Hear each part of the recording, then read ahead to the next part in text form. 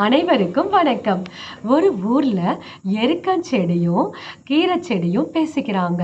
கீரை செடி சொல்லுது, பாரு, என்னுடைய விதைகளை நான் பக்கத்திலே போட்டு என்னுடைய குழந்தைகள் எல்லாம் என் பக்கத்திலே இருக்கிறாங்க. நான் எவ்வளோ கண்ணும் கருத்துமா அவங்கள பாதுகாத்து நான் வளர்த்து வரேன். ஆனா நீ பாரு, உன்னோட விதைகளை காத்துல பறக்க விட்டுடுற. உன் குழந்தைகள் எங்கேயோ எப்படியோ இருக்கட்டும்னு விட்டுடுற. உனக்கு தாய் பாசமே கிடையாது அப்படின்னு சொல்லுது. அதற்கு அந்த எருக்கஞ்செடி சொல்லுது, நாங்கள் எங்களுடைய விதைகளை காற்றில் பறக்க விடுவதனால எங்களுக்கு தாய்ப்பாசம் கிடையாது அப்படின்னு சொல்ல முடியாது. எங்களுடைய விதைகள் காற்றில் பரவுவதன் மூலியமா எங்களுடைய இனம் பல இடங்களில் விருத்தி அடையணுங்கிற ஒரு நல்ல நோக்கத்தில் தான் நாங்கள் இப்படி செய்கிறோம் அப்படின்னு சொல்கிறாங்க. கொஞ்சம் காலங்கள் போயிட்டே இருக்குது. திடீர்னு பார்த்தா ஒரு நாள் பயங்கரமான மழை.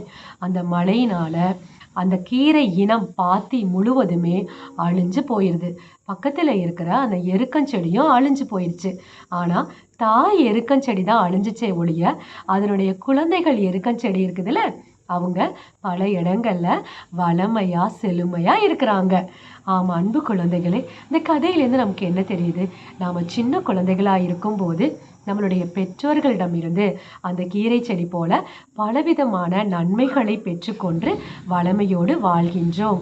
நாம கொஞ்சம் முதிர்ச்சியானவர்களாக வளர வளர ஆரம்பிக்கும் போது அந்த எருக்கஞ்செடியினுடைய முதிர்ச்சியான விதைகள் காற்றில் பறந்து வேரூன்றுவது போல நாமளும் நம்மளுடைய தகுதியையும் திறமையையும் வளர்த்து கொண்டு இந்த உலகத்துல சுயசார்புடைய மனிதர்களாக ஜொலிக்க வேண்டும்.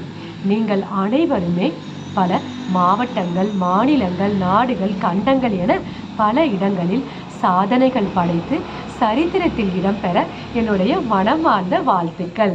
மீண்டும் அடுத்த கதை வழியாக உங்களை மகிழ்ச்சியுடன் சந்திக்கின்றேன். உங்கள் அன்பு சகோதரி திருமதி இலா ஜெயதங்கம். நன்றி.